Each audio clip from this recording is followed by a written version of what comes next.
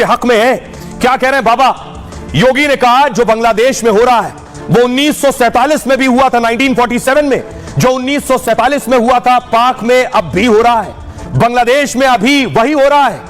बांग्लादेशी हिंदुओं के लिए कोई नहीं बोल रहा है, बांग्लादेश में हिंदू मदद की गुहार लगा रहा है। विभाजन त्रासदी दोबारा नहीं होने देंगे, हमको तैयार रहना होगा, गलतियों से बचना होगा, पाकिस्तान का विलय होगा या पाकिस्तान समाप्त होगा। महर्षि अरबिंदो ने 1947 में ही इसके बारे में बताया था। आध्यात्मिक जगत में पाक की कोई वास्तविकता नहीं है। 1.5 करोड़ हिंदू अस्मिता बचाने को चिल्ला रहे हैं। दुनिया और भारत के कथित सेक्युलरिस्ट के मुंह सिले हुए हैं, उनकी मानवीय संवेदनाएं मर चुकी हैं। हमारा सपना अखंड भारत का सपना है। तौकीर रजा ने कहा बांग्लादेश को हिंदुस्तान में शामिल करने का वक्त आ गया है और यह पहला स्टेप होगा। अगर यह काम करने का सरकार फैसला लेती है तो इंशाअल्लाह कल पाकिस्तान भी हिंदुस्तान में शामिल होगा। भारत के हालात बांग्लादेश जैसे अभी तक नहीं है। बांग्लादेश से भारत की बराबरी करना मुनासिब नहीं है। बांग्लादेशी हिंदुओं को तुरंत हिंदुस्तान बुला लेना चाहिए। मध्य प्रदेश में के बीजेपी नेता संजय शुक्ला ने बाकायदा प्रधानमंत्री मोदी को पत्र लिख दिया है। उन्होंने कहा बांग्लादेश पर सर्जिकल स्ट्राइक की जाए, सर्जिकल स्ट्राइक कर वहां रह रहे हिंदुओं को फौरन बचाया जाए जिस हाल में वो हैं। पाकिस्तान में आतंकियों के कैंप पर सर्जिकल स्ट्राइक हुई थी, इसके बाद भारत में आतंकवाद की कमर टूटी है। इस समय बांग्लादेश में जो हालात और स्थिति बनी हुई है, भारत सरकार अब बांग्लादेश पर सर्जिकल स्ट्राइक कर दे, बांग्लादेश में हिंदुओं की सुरक्षा को सुनिश्चित किया जाए। सुनिए योगी आदित्यनाथ को और तौकीर रजा को। कि जो दृश्य 1947 में हुआ था वही दृश्य तो आज बांग्लादेश के अंदर हम सबको देखने को मिल रहा। 1.5 करोड़ हिंदू किस तरीके से बांग्लादेश के अंदर आज चिल्ला चिल्ला करके अपने आप को, अपनी अस्मिता को बचाने के लिए गुहार लगा रहे हैं। और दुनिया के मुंह सिले में कथित सेकुलरिस्ट भारत के अंदर भी इनके मुंह सिले में एक भी शब्द इनका नहीं निकल रहा है। खासतौर से अगर हिंदुओं को टारगेट करके सिर्फ इसलिए कि ये हिंदू है इसलिए इन्हें मारा जाना चाहिए, अगर ऐसा किया गया है तो इसका जितना विरोध किया जाए, इसकी जितनी भर्त्सना की जाए वो कम है। जहां भी मजहब के नाम पर कत्ल गारत करी हो रही है उसकी मजम्मत की जानी चाहिए। योगी आदित्यनाथ जिस बात का जिक्र कर रहे हैं कि बांग्लादेश में हिंदुओं के साथ हिंसा हो रही है, यही पाकिस्तान में भी हुआ। बांग्लादेश में हिंदुओं के साथ उनके घरों पर हमले हो रहे हैं, लेकिन हालात ये याद से नहीं हो रहे। 1947 से लेकर अब तक देखिए बांग्लादेश और पाकिस्तान जैसे मुल्कों में हिंदू कहां से कहां पहुंच गया है। बांग्लादेश में योगी आदित्यनाथ ने कहा कि 1951 में 22% हिंदू थे बांग्लादेश में, 22%। आज हिंदुओं की आबादी बांग्लादेश में 7.97% है। उसके बगल में दूसरा मुल्क पाकिस्तान देख लीजिए, 1951 में 20% आबादी हिंदुओं की थी पाकिस्तान में और आज 2024 में लगभग 1.6%। भारत में भी इन दोनों पाकिस्तान और बांग्लादेश में अल्पसंख्यकों की आबादी कम हुई है। हिंदुस्तान में अल्पसंख्यकों की आबादी देखिए 1951 में 3.5 करोड़ थी, 9.8%। 2024 में 20 करोड़ है, 14% से ज्यादा। यह बताता है कि भारत पाकिस्तान और बांग्लादेश जैसे देशों के मुकाबले कहां खड़ा हुआ है। तस्वीर में आपको दिखाऊं और यही वजह है कि चारों तरफ विरोध प्रदर्शन हो रहा है। जो हिंसा की तस्वीरें सामने आ रही हैं उसके बाद ये तस्वीर देखिए, जयपुर की तस्वीर में आपको दिखा रहा हूं। जयपुर में लोग सड़कों पर उतरे, प्रदर्शन कर रहे हैं, झंडे लेकर उतरे हैं और गुस्सा है बांग्लादेश में जो हो रहा है।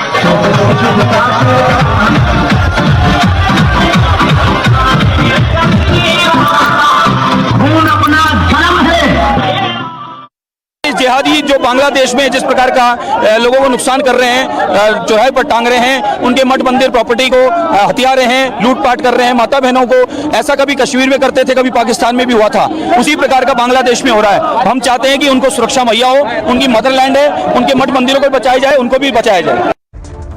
और इस बीच जो हालात बने हुए, शेख हसीना हिंदुस्तान में, शेख हसीना अब तक चुप थी, अब तक खामोश थी जब से तख्ता पलट हुआ है। भारत आने के बाद पहली बार शेख हसीना ने कुछ बोला है। पूरी दुनिया सुनना चाहती है कि शेख हसीना क्या कह रही हैं। तो देखिए शेख हसीना ने क्या कहा। पहला बयान भारत आने के बाद उन्होंने कहा बांग्लादेश में हिंसा तख्ता पलट पर वो बोली है। कहा मुझे देशवासियों से इंसाफ चाहिए। बांग्लादेश में मेरे पिता का अपमान किया गया, जिनके नेतृत्व में आजादी मिली उन्हीं का अपमान किया गया। प्रदर्शनकारियों ने मेरे पिता का अपमान किया है। मैं देशवासियों से न्याय की मांग करती हूं। हिंसा में मारे गए लोगों को हसीना ने श्रद्धांजलि दी। कल उनके पिता शेख मुजीबुर रहमान की हत्या की बरसी भी है, 15 अगस्त 1975। हसीना ने इस मौके पर लोगों से बंगबंधु स्मारक जाने को कहा। कल के दिन को राष्ट्रीय शोक दिवस के रूप में मनाने का आग्रह किया। 15 अगस्त 1975 में बांग्लादेश में खूनी तख्ता पलट हुआ था। इसमें शेख हसीना के पिता शेख मुजीबुर रहमान की हत्या हुई थी। शेख हसीना के पिता के साथ भाई बहन को भी मार डाला गया था। तब शेख हसीना विदेश में होने की वजह से जिंदा बच गई थी। जहां परिवार की हत्या हुई उस घर को देश के नाम कर दिया। शेख हसीना ने इसे स्मारक संग्रहालय में बदल दिया। पिछले हफ्ते हुई हिंसा में इस स्मारक संग्रहालय पर भी हमला हुआ था। हिंसा में भीड़ ने शेख मुजीबुर रहमान की प्रतिमाएं तक तोड़ दी। अंतरिम सरकार ने 15 अगस्त को छुट्टी जो हुआ करती थी, यह छुट्टी भी अब रद्द कर दी है बांग्लादेश में। लेकिन शेख हसीना बांग्लादेश के लोगों से सवाल कर रही है, लेकिन बांग्लादेश में हालात सामान्य नहीं है। बांग्लादेश में अब अगली लड़ाई होने जा रही है सेना के बीच। सेना दो धड़ों में बट गई है। सेना आमने सामने है। आपको बताऊं, अगली तस्वीर देखिए। एक धड़ा है, ये आर्मी चीफ है बांग्लादेश के। एक धड़ा है जो शेख हसीना के साथ खड़ा है आर्मी का।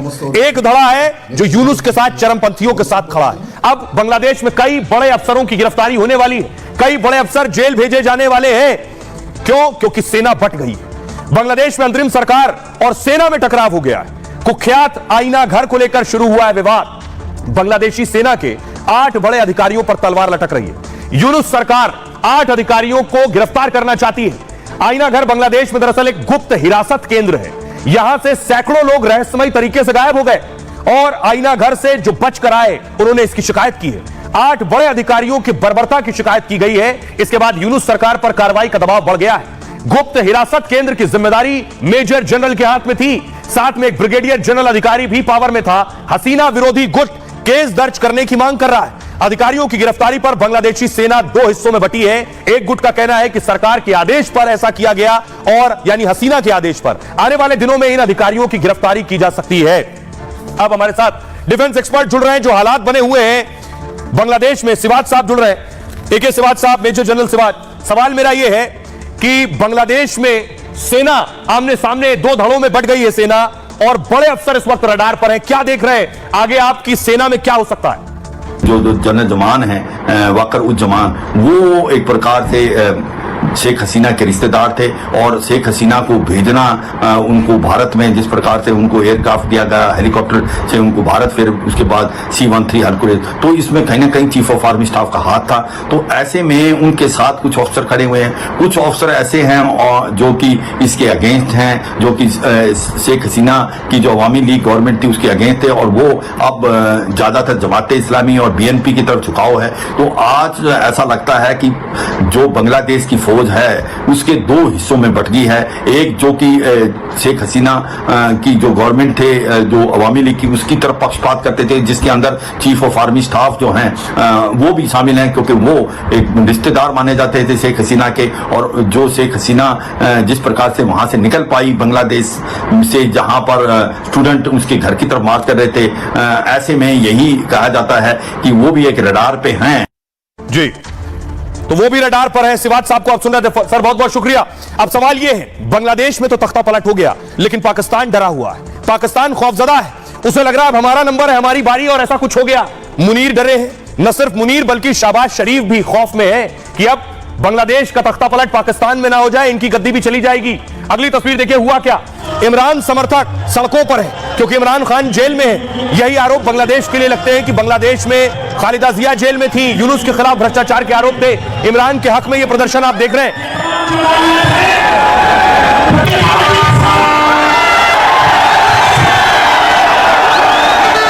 अब मैं क्यों कह रहा हूं कि क्या पाकिस्तान में तख्ता पलट हो सकता है? क्योंकि इमरान के समर्थन में भीड़ सड़कों पर, जैसे हसीना के विरोध में भीड़ सड़कों पर थी। दूसरी तस्वीर देखिए, इमरान के दौर में ISIF चीफ थे फैज हमीद। फैज हमीद जैसे ही पद से गए, इनकी गिरफ्तारी हो गई। क्या पाकिस्तानी सेना को डर था कि इमरान खान के करीबी फैज हमीद तख्ता पलट कर सकते हैं? फैज हमीद गिरफ्तार करके जेल में डाल दिए गए। इमरान खान पहले से जेल में है, तो आखिर क्या होने वाला है पाकिस्तान में? असीम मुनीर को किस बात का डर और खौफ था?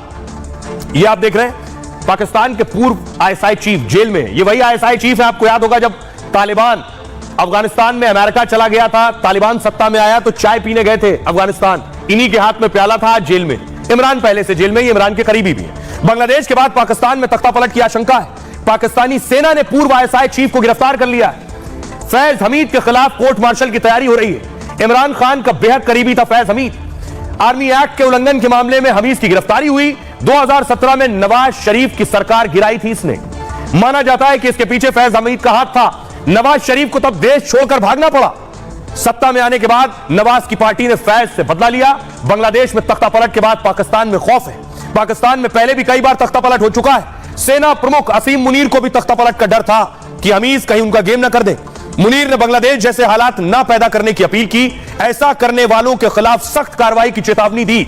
मुनीर ने सोशल मीडिया को भी एक तरह से धमकी दी। पाकिस्तान में इंटरनेट मीडिया से अराजकता फैल रही है, यह आर्मी चीफ ने कहा।